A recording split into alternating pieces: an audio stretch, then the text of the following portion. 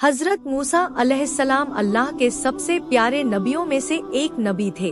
उन्हें कलीमुल्लाह के नाम से उस वक्त जाना जाता था, जिसका मतलब होता है अल्लाह से सीधे बात करना वाला। यानी कि हजरत मूसा अलैहिस्सलाम में ऐसी करिश्माई ताकत थी कि वो सीधे अल्लाह से बात कर सकते थे।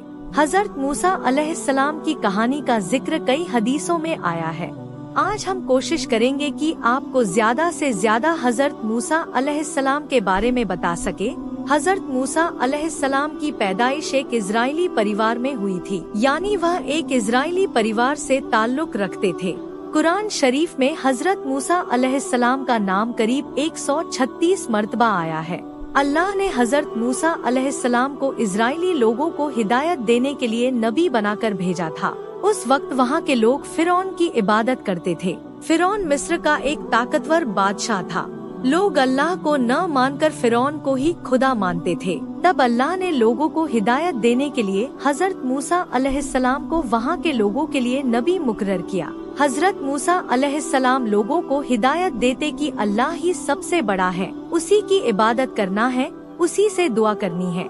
हजरत मूसा अलैहिस्सलाम हजरत इब्राहिम अलैहिस्सलाम के खानदान से थे। जैसा कि हमने पहले ही बताया कि हजरत मूसा अलैहिस्सलाम इजरायली परिवार में पैदा हुए थे। इजरायली लोग जो कि यहूदी थे, जिनके 12 कबीले थे, या कहे यहूदियों का समूह, जिन्हें बनी इसराइल कहा जाता था। बनी इसराइल के लोग हजरत याकूब, जिन्हें हजरत इसराइल भी कहा जाता है, जिनका अंग्रेजी नाम जैकब था, उनसे ताल्लुक रखते थे। उस वक्त बनी इसराइल के लोग जमीन पर सबसे अच्छे लोग थे, लेकिन मिस्र के लोग इनसे नफरत करने लगे थे। उस वक्त मिस्र के ताकतवर राजा फिरौन ने सारे बनी इसराइल के लोगों को अपना बना दिया था।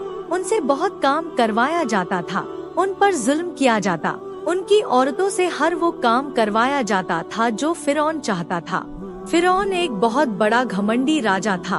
वह अपने आप को खुदा मानता था और इजरायली लोगों पर बहुत जुल्म करता था। जब हजरत मूसा अलैहिस्सलाम पैदा हुए, उस वक्त भी फिरौन मिस्र का राजा था। हजरत मूसा अलैहिस्सलाम के दुनिया में आने से पहले फिरौन को किसी ने खबर दी थी कि बनी इसराइल में एक लड़का जल्द ही पैदा होगा। उसके पैदा होते ही फिरौन का सारा साम्राज्य खत्म हो जाएगा। ये बात सुनकर फिरौन घबरा गया और उसने अपनी सेना को हुक्म दिया कि हर बनी इसराइल के घरों की तलाशी करो और जहाँ बच्चा दिखे उसे मार दो।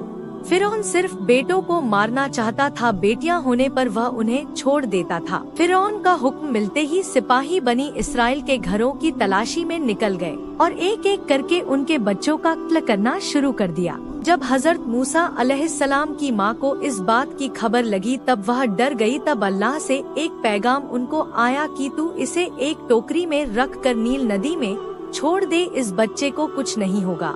अल्लाह के हुक्म के मुताबिक उन्होंने हजरत मूसा अलैहिस्सलाम को एक टोकरी में घर के पीछे नील नदी में रख दिया। नदी में रखते ही टोकरी भी बहने लगी। टोकरी नदी में बहकर फिरौन के महल तक जा पहुंची।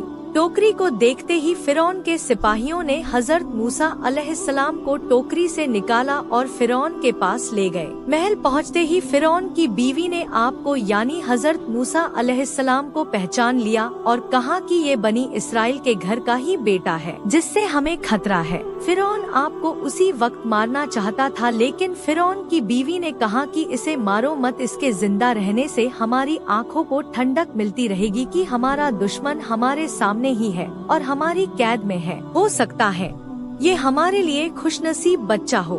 फिरौन ने अपनी बीवी की बात मान ली और आपको अपने महल में रख लिया। जब आपको भूख लगी, तब फिरौन ने अपने यहाँ काम करने वाली औरतों को बुलाया और कहा कि इस बच्चे को दूध पिलाओ, ये भूखा है और रो रहा है। लेकिन अल्लाह की कुदरत देखो, कोई भी औरत आपको दूध नहीं पिला सकी। सारी औरतें दूध पिलाने में नाकाम रही।